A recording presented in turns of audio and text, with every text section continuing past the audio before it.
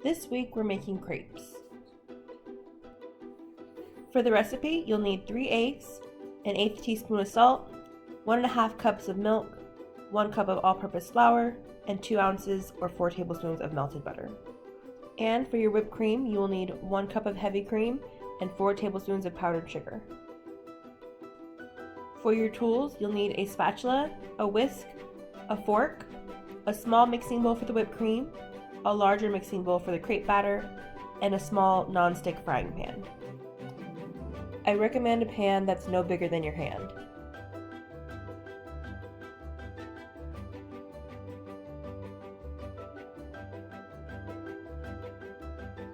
We're going to start by making the whipped cream so that it can set in the fridge while we make our crepes. In your small mixing bowl, add your powdered sugar and your heavy cream.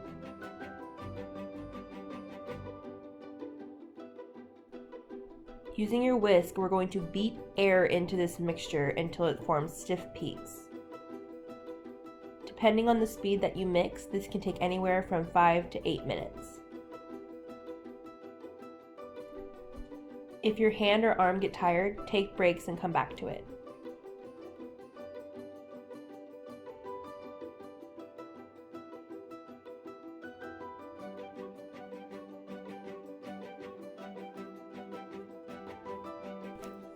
As you whip it, you'll see that it starts to thicken up.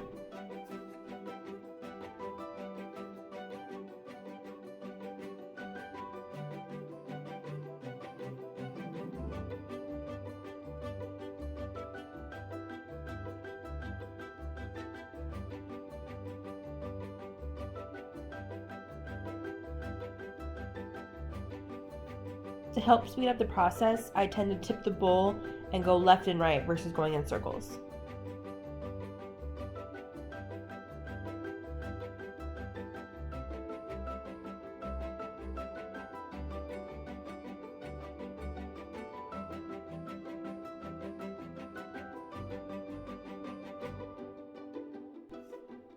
As you add more air, you'll start to see a loose shaving cream texture.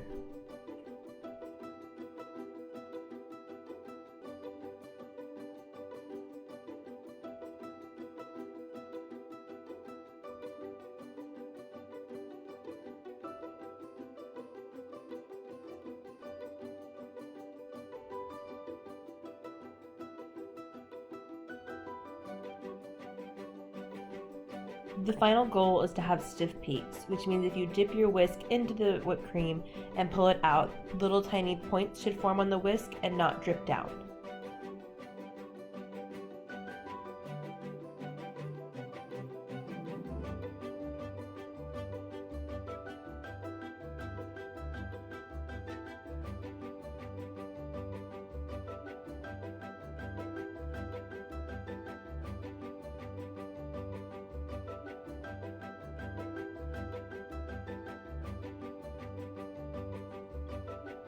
This is what stiff peaks should look like when you're done.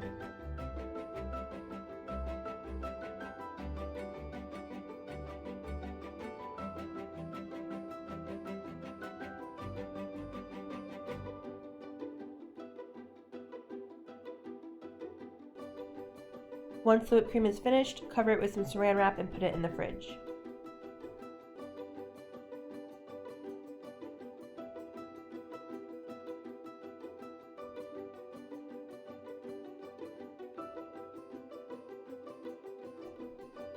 For the crepes, we're going to start by cracking and beating the eggs.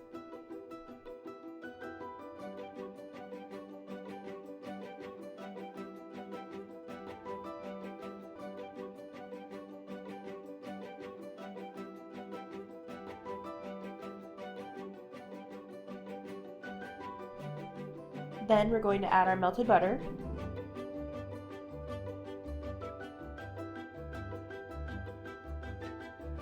our 1½ cups of milk,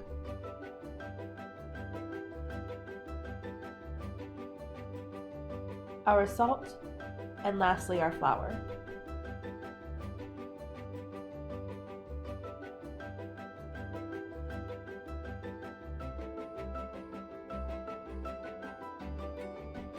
We're going to use our whisk to mix our batter together, making sure to focus on getting any large clumps of flour out.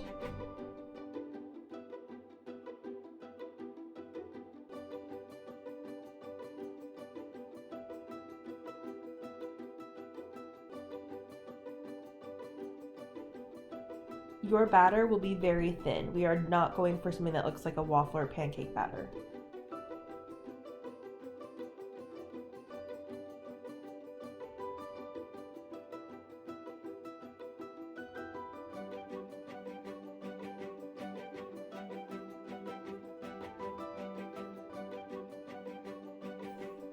Cover your batter with saran wrap and let rest for 5 minutes. During that time, get your pan ready.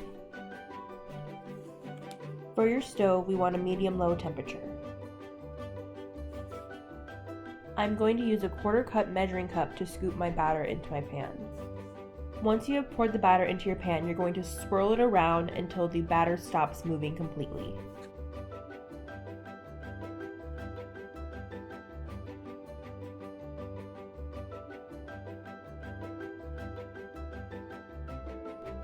The goal of a crepe is to be as thin as possible.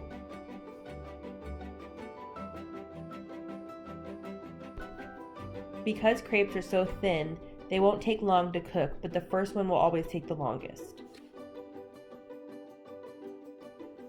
To see if a crepe is ready to be flipped, you want to watch the edges. They're going to become very translucent and begin to pull away from the pan.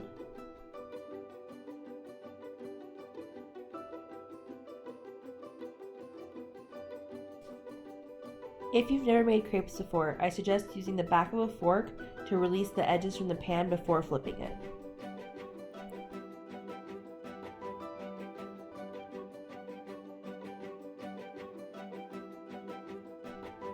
After you have flipped it, it should only take about 30 seconds to 45 seconds to complete cooking. Lift the pan from the stove and use it to slide your crepe onto a plate. We're going to repeat this process to continue making the crepes. Make sure you swirl the crepe batter all the way until it stops moving.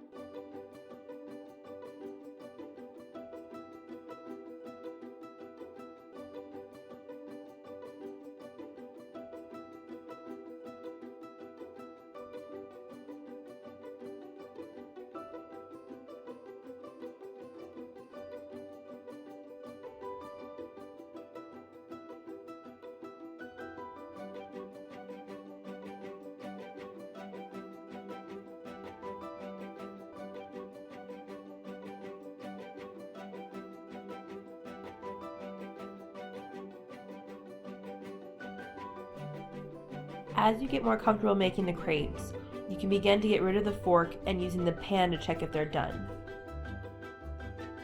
This is done by shaking the pan to see if the crepe naturally releases. If it does, you're good to flip it. If not, give it another 10 seconds on the pan and check again.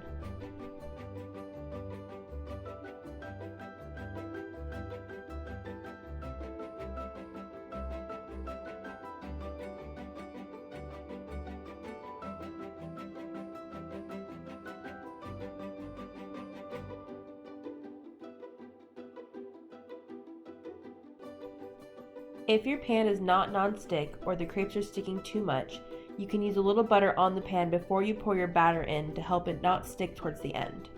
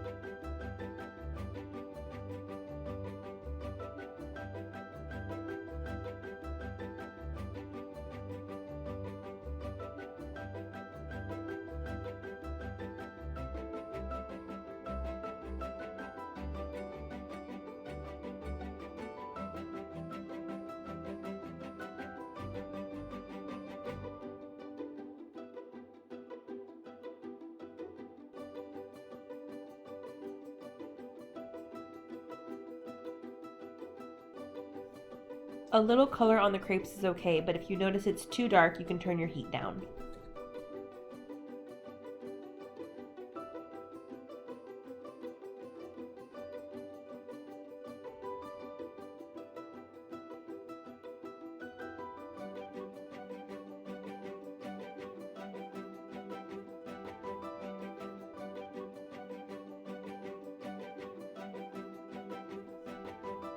As you finish up making the batter, it's important to know what you plan on filling your crepes with. Fillings can be as simple as whipped cream and fruit, to an apple compote, or even just some jam.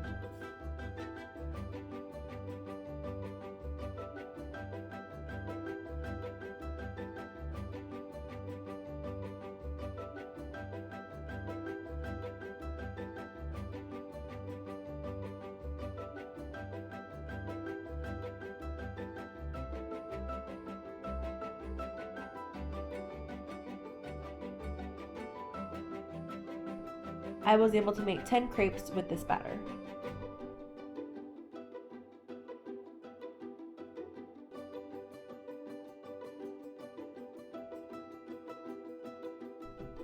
I'm going to show you 3 different platings. Each will have a combination of things like whipped cream, strawberries, blackberries, bananas, pecan pieces, and hot fudge.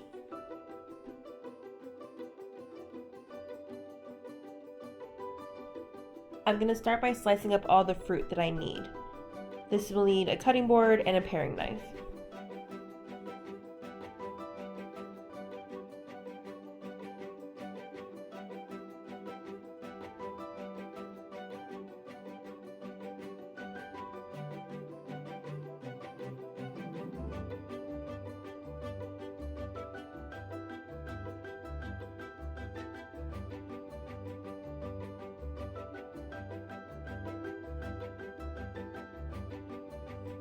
For the strawberries, I'm going to rinse off the ones that I think look best, and then pop the tops off of those and slice them up vertically.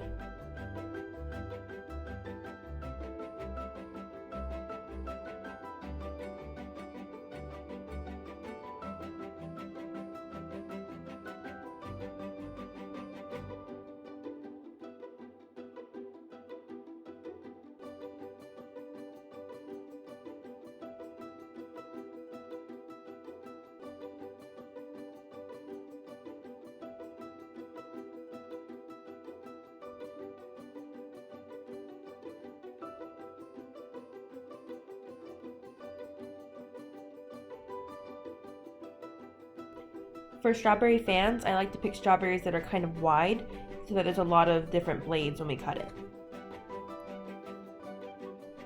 To make a strawberry fan, we're going to cut thin slices from the top to the bottom of the strawberry without going through the very, very top so that it stays together. So you'll start on one side of the strawberry, moving to the opposite side, starting right below the yellow part of the top.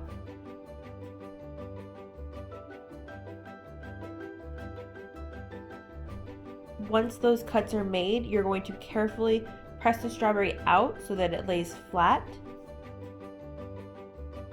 and then set it aside until we're ready to use it.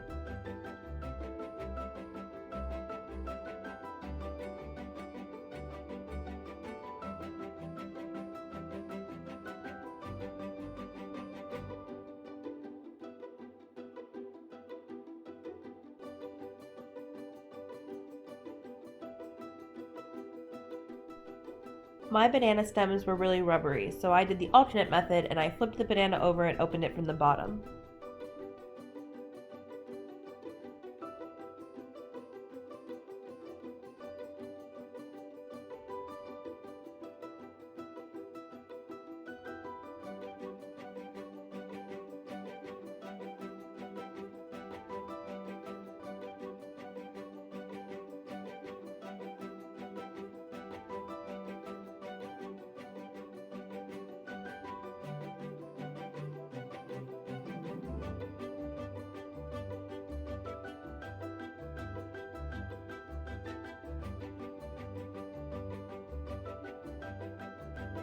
Now that I have all my fruit prepped, I'm going to warm up my hot fudge for about 10 seconds.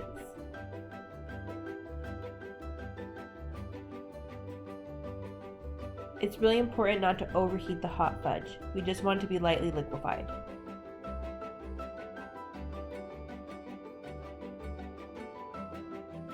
Finally, for the whipped cream, I'm going to use a Ziploc bag to be able to pipe it into my crepes.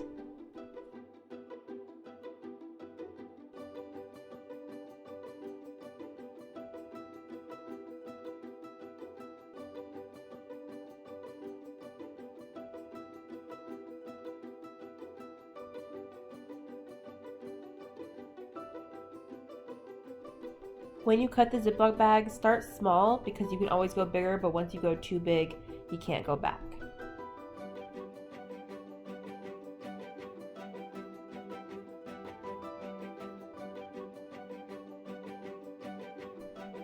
For my first plate, I'm going to use the crepes, whipped cream, strawberries, and some hot fudge. I plan on making these a triangular shape, so I put a little bit of whipped cream in the bottom right corner. Then I'm going to top it with some of my strawberry slices, making sure to have some in the middle, but also some on the edge so that you can see them once we fold it up.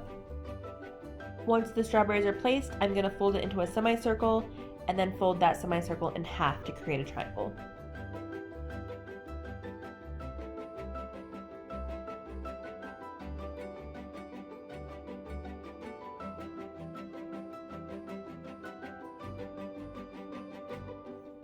I'm going to repeat the same process for the second crepe.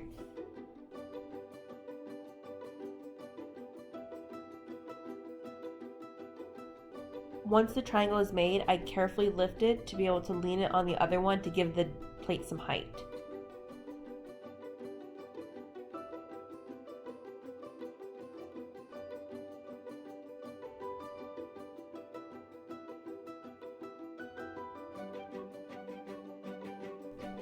I use my powdered sugar wand to sprinkle a little bit of powdered sugar over the entire plate.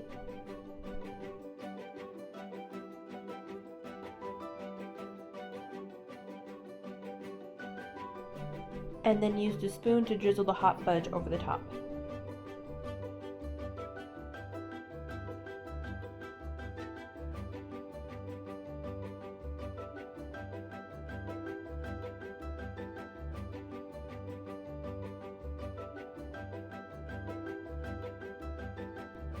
I do my best to keep the edges clean.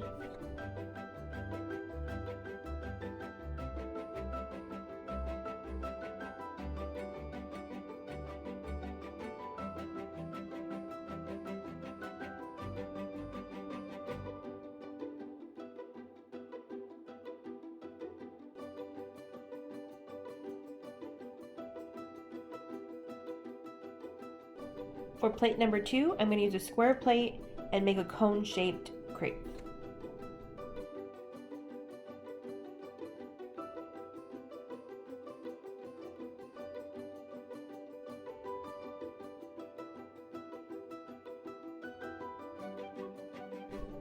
For a cone-shaped crepe, I'm going to pipe the whipped cream in a triangle shape.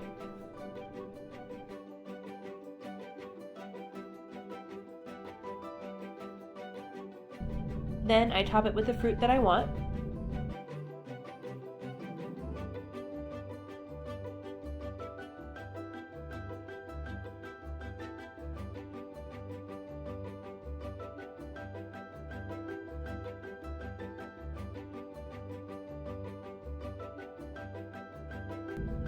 And then when I fold it, I keep the bottom point as tight as possible while leaving the opening as wide as possible.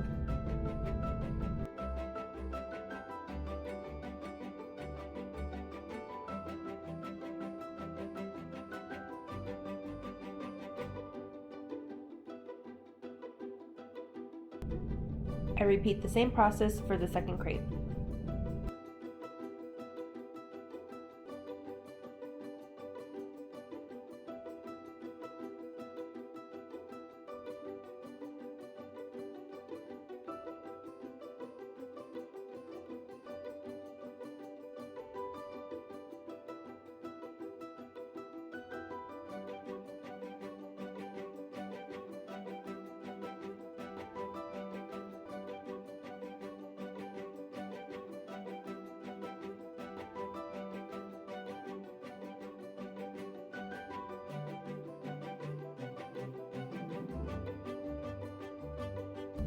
I add the blackberries onto the plate to add a little bit of color contrast. Then, as always, I use my handy dandy powdered sugar wand to top the crepes.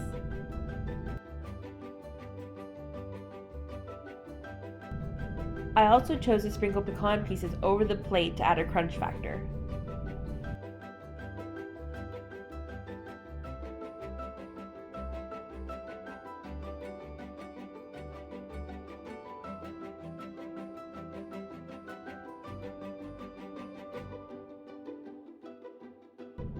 For my last plate, I chose a circular plate, and I chose to break down the elements a little more elegantly. I started with pouring just a little bit of the hot fudge onto the plate. Then I used a very basic square paintbrush to brush the hot fudge across the plate in a straight line. Although I chose a straight line, you can do squiggles, dots, or any other thing you think of. Because the hot fudge is still wet on my plate, I'm going to use a paper plate to actually create my crepe. To create the shape that I make, I fold the crepe in a semicircle and then tuck the edges into the center.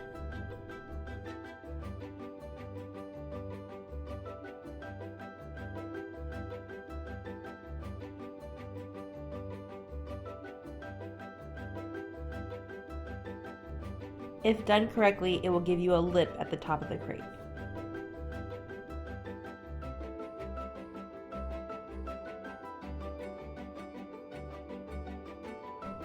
At this point, I'm going to transfer the crepe back onto my plate and place it on the far left of my chocolate swipe. I want to make sure the opening is diagonal to the front of the plate so that once it's filled, you can see straight inside of it. And then with my whipped cream, I'm just going to fill right under that lip until it's nice and full.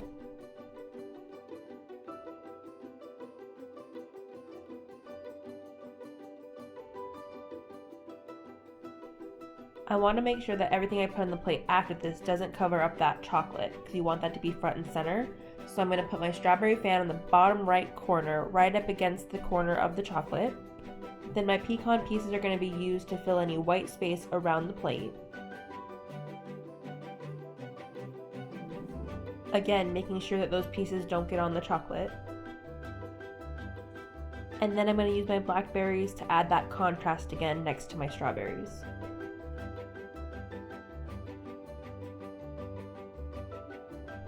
Right before I took the picture, I noticed there's something missing, so I added 2 banana slices behind my strawberries and blackberries.